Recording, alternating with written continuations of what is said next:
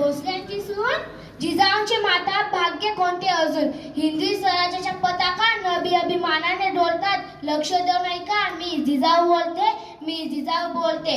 पौष पौर्णिमा शक्य 1598 रोजी माझा जन्म माळसा राणे आणि लखोजी यांच्या घरी झाला. तेव्हा दारादारात रांगोळ्या काढल्या गेल्या, तोरणं लावली गेली, हत्तीवरून साखर वाटण्यात आली आणि आमचं नाव जिजाऊ असं ठेवलं गेलं. जिजा म्हणजे जय आणि विजय. पहाटे पहाटे जेव्हा आम्ही घोड्यावरून रबेट मारायला जायचो तेव्हा गावातल्या काही बायका कौतुक करायचा तर काही नाकही मोडायचा. काही म्हणायचं की काही होईल या मुलींचं.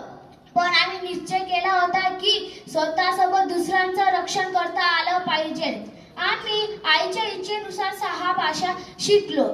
शिवबराजे हे आमचे सर्वात धाकड रत्न. अतिशय कठीण परिस्थितीवर मात करून आम्ही शिवराजांना घडविले.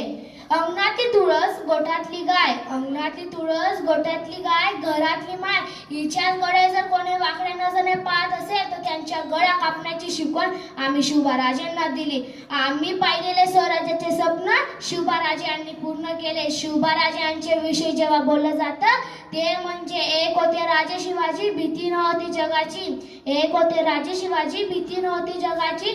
पर्वा नव्हती परिणामाची, साथ होती आई भवानी आणि जिजे मातेची. म्हणूनच म्हणतात जय भवानी जय शिवाजी. धन्यवाद.